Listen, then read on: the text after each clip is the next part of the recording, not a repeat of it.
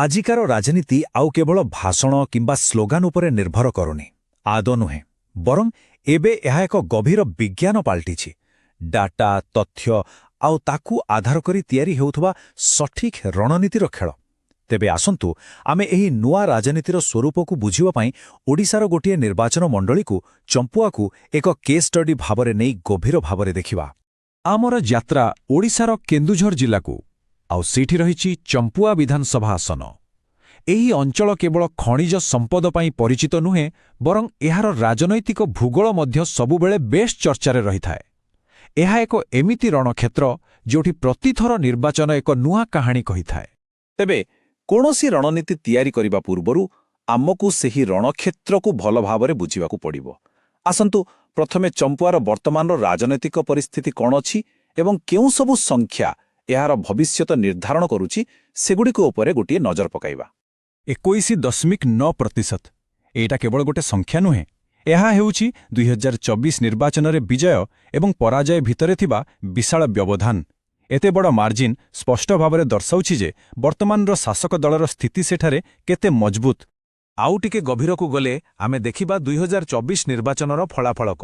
ବିଜୁ ଜନତା ଦଳ ଅର୍ଥାତ୍ ବିଜେଡି ପାଇଥିଲା 56.45% ଭୋଟ।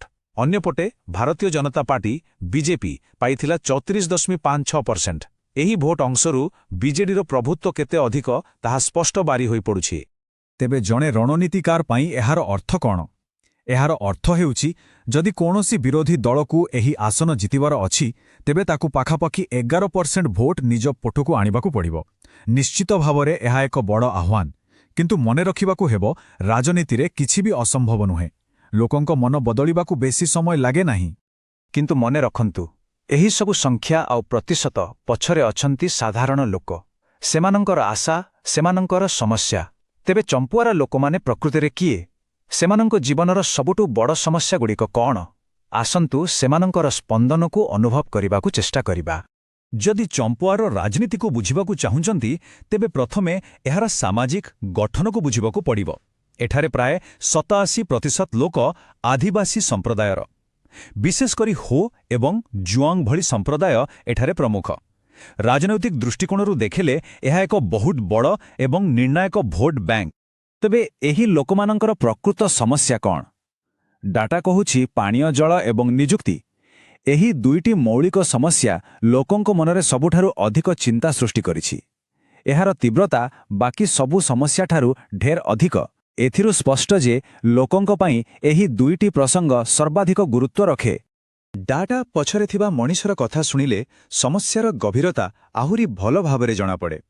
କେହି କହୁଛି ଆମ କୂଅ ପାଣିରେ ଲୁହାଗୁଣ୍ଡ ମିଶୁଛି, ଆଉ କିଏ କହୁଛି ଖଣି କାରବାର ମାନ୍ଦା ହେବାରୁ ଆମ ପିଲାମାନେ ଚାକିରି ହରାଇଲେ, ଗାଁକୁ ଭଲ ରାସ୍ତା ଖଣ୍ଡେ ନାହିଁ।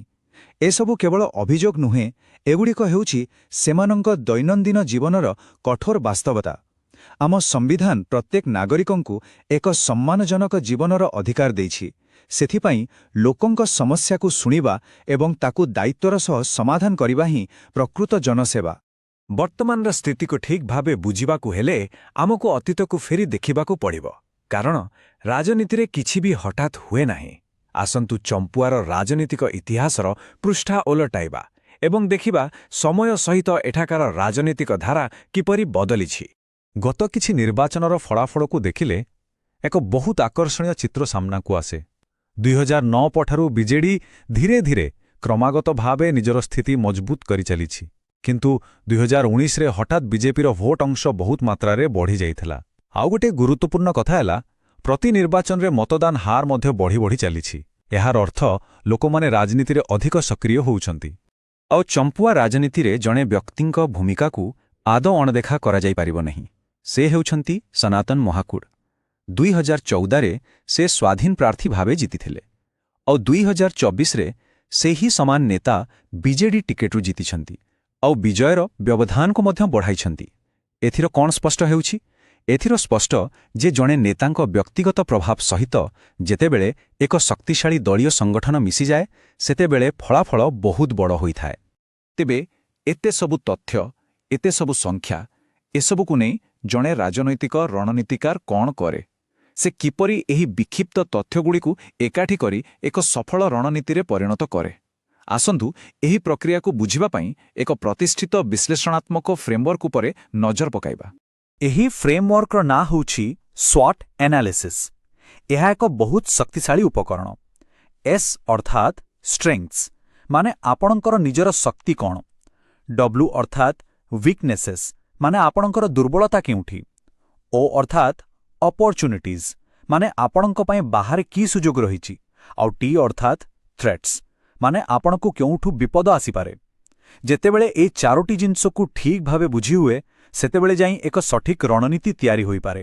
ଯଦି ଆମେ ଚମ୍ପୁଆ ପାଇଁ ବିଜେଡିର ସ୍ୱାଟ୍ ବିଶ୍ଳେଷଣ କରିବା, ତେବେ ଗୋଟିଏ ସ୍ପଷ୍ଟ ଚିତ୍ର ସାମ୍ନାକୁ ଆସିବ। ଦଳର ସବୁଠୁ ବଡ଼ ଶକ୍ତି ବା ଷ୍ଟ୍ରେନ୍ଥ ହେଉଛି ତାର ବିଶାଳ ଆଦିବାସୀ ଭୋଟ ବ୍ୟାଙ୍କ। ଦୁର୍ବଳତା ବା ୱିକନେସ୍ ହେଉଛି ଲୋକଙ୍କର ମୌଳିକ ସମସ୍ୟାଗୁଡ଼ିକର ସମାଧାନ ନ ହେବା। ସୁଯୋଗ ବା ଅପରଚ୍ୟୁନିଟି ହେଉଛି ସରକାରୀ ଯୋଜନାଗୁଡ଼ିକୁ ଲୋକଙ୍କ ପାଖରେ ପହଞ୍ଚାଇବା। ଆଉ ସବୁଠୁ ବଡ଼ ବିପଦ ବା ଥ୍ରେଟ୍ ହେଉଛି ବିଜେପିର ବଢ଼ୁଥିବା ପ୍ରଭାବ ଏବଂ ଲୋକଙ୍କ ମଧ୍ୟରେ ଥିବା ଅସନ୍ତୋଷ। ବିଶ୍ଳେଷଣ ତ ହୋଇଗଲା, କିନ୍ତୁ କେବଳ ବିଶ୍ଳେଷଣରେ କାମ ହୁଏ ନା। ଏହାପରେ ଦରକାର ଏକ ସୁଚିନ୍ତିତ କାର୍ଯ୍ୟ ଯୋଜନା, ଏକ ବ୍ଲୁ ପ୍ରିଣ୍ଟ। ତେବେ ଆସନ୍ତୁ ଦେଖିବା ଏକ 90 ଦିନିଆ ରଣନୀତିର ଢାଞ୍ଚା କିପରି ହୋଇପାରେ, ଯାହା ବିଜୟ ପାଇଁ ଏକ ସ୍ପଷ୍ଟ ରାସ୍ତା ଦେଖାଇପାରିବ। ଏହି 90 ଦିନର ଯୋଜନାକୁ 3ଟି ସ୍ପଷ୍ଟ ପର୍ଯ୍ୟାୟରେ ଭାଗ କରାଯାଇପାରେ। ପ୍ରଥମ 30 ଦିନ D90ରୁ D61 ହେଉଛି ପ୍ରସ୍ତୁତିର ପର୍ଯ୍ୟାୟ। ଦ୍ୱିତୀୟ 30 ଦିନ D60ରୁ D31 ହେଉଛି ପ୍ରଚାରକୁ ଗତି ଦେବାର ପର୍ଯ୍ୟାୟ। ଏବଂ ଶେଷ 30 ଦିନ D30ରୁ D1 ହେଉଛି ଅନ୍ତିମ ଏବଂ ସବୁଠାରୁ ଜୋରଦାର ପ୍ରୟାସର ସମୟ। ଏହିପରି ପର୍ଯ୍ୟାୟକ୍ରମେ କାମ କଲେ ସଫଳତା ମିଳିବାର ସମ୍ଭାବନା ବଢ଼ିଯାଏ। ଏହି ଯୋଜନାରେ କିଛି ନିର୍ଦ୍ଦିଷ୍ଟ ଏବଂ ମାପିହେଲା ଭଳି କାର୍ଯ୍ୟ ରହିଛି, ଯେପରିକି ତୃଣମୂଳ ସ୍ତରରେ ବୁଥ୍ କମିଟିଗୁଡ଼ିକୁ ପୁନର୍ଗଠନ କରିବା, ମଧ୍ୟମ ସ୍ତରୀୟ ରାଲି କରି ଲୋକଙ୍କୁ ଏକାଠି କରିବା, ପାନୀୟ ଜଳ ଭଳି ଗୁରୁତ୍ୱପୂର୍ଣ୍ଣ ପ୍ରସଙ୍ଗରେ କରାଯାଇଥିବା କାମର ପ୍ରଚାର କରିବା, ସୋସିଆଲ ମିଡିଆକୁ ଜୋରଦାର ଭାବେ ବ୍ୟବହାର କରିବା ଏବଂ ଶେଷରେ ଘର ଘର ବୁଲି ଲୋକଙ୍କ ସହ ସିଧାସଳଖ ସମ୍ପର୍କ ସ୍ଥାପନ କରିବା। ଏଠାରେ ଗୋଟିଏ କଥା ମନେ ରଖିବା ଜରୁରୀ। ଡିଜିଟାଲ ପ୍ରଚାର ସମୟରେ ଲୋକଙ୍କ ବ୍ୟକ୍ତିଗତ ତଥ୍ୟର ସୁରକ୍ଷା ଏବଂ ସେମାନଙ୍କ ସହମତିକୁ ସମ୍ମାନ ଦେବା ଆମର ନୈତିକ ଏବଂ ଆଇନଗତ ଦାୟିତ୍ୱ। ଏହି ସମ୍ପୂର୍ଣ୍ଣ ରଣନୀତିର ସବୁଠୁ ଗୁରୁତ୍ୱପୂର୍ଣ୍ଣ ଦିଗ ହେଉଛି ପାରମ୍ପରିକ ତୃଣମୂଳ ସ୍ତରୀୟ କାର୍ଯ୍ୟ ସହିତ ଆଧୁନିକ ଡିଜିଟାଲ ପଦ୍ଧତିର ଏକ ସୁନ୍ଦର ସମନ୍ୱୟ। ଗୋଟିଏ ପଟେ ସ୍ଥାନୀୟ ହୋ ଭାଷାରେ ଲୋକଙ୍କ ହୃଦୟକୁ ଛୁଇଁବାକୁ ଚେଷ୍ଟା କରାଯାଉଛି, ଅନ୍ୟପଟେ ହ୍ୱାଟ୍ସଆପ୍ ଭଳି ଟେକ୍ନୋଲୋଜି ବ୍ୟବହାର କରି ବାର୍ତ୍ତାକୁ ଦ୍ରୁତଗତିରେ ସମସ୍ତଙ୍କ ପାଖରେ ପହଞ୍ଚାଯାଉଛି। ଏହାକୁ ହିଁ କୁହାଯାଏ ହାଇଟେକ୍ ହାଇଟଚ୍ ଆପ୍ରୋଚ୍। ତେବେ ଶେଷରେ ଏକ ବଡ଼ ପ୍ରଶ୍ନ ଆମ ସମସ୍ତଙ୍କ ସାମ୍ନାରେ। ଯେତେବେଳେ ରାଜନୀତି ଏତେ ମାତ୍ରାରେ ଡାଟା, ଟେକ୍ନୋଲୋଜି ଏବଂ ରଣନୀତିର ଖେଳ ହୋଇଯାଉଛି, ସେତେବେଳେ ତୃଣମୂଳ ସ୍ତରର ରାଜନୀତିର ସ୍ଥାନ କେଉଁଠି? ସାଧାରଣ ଲୋକଙ୍କ ପ୍ରକୃତ ସ୍ୱରର ମହତ୍ତ୍ୱ କେତେ? ଏହା କେବଳ ଚମ୍ପୁଆ ପାଇଁ ନୁହେଁ, ବରଂ ଆମ ସମଗ୍ର ଗଣତନ୍ତ୍ରର ଭବିଷ୍ୟତ ପାଇଁ ଏକ ଗୁରୁତ୍ୱପୂର୍ଣ୍ଣ ପ୍ରଶ୍ନ। ଯଦି ଆପଣ ଜଣେ ଲୋକାଭିମୁଖୀ ନେତା ହେବାକୁ ଚାହାନ୍ତି ଏବଂ ଆପଣଙ୍କ ନିର୍ବାଚନ ମଣ୍ଡଳୀର ଉନ୍ନତି କରିବାକୁ ଚାହାନ୍ତି, ତେବେ blueprintstrategies.ai ସହିତ mgr@blueprintstrategies.ai ରେ ସମ୍ପର୍କ କରନ୍ତୁ କିମ୍ବା 0804204162ରେ କଲ୍ କରନ୍ତୁ। ରାଜନୀତିର ଊର୍ଦ୍ଧ୍ୱରେ ଉଦ୍ଦେଶ୍ୟ।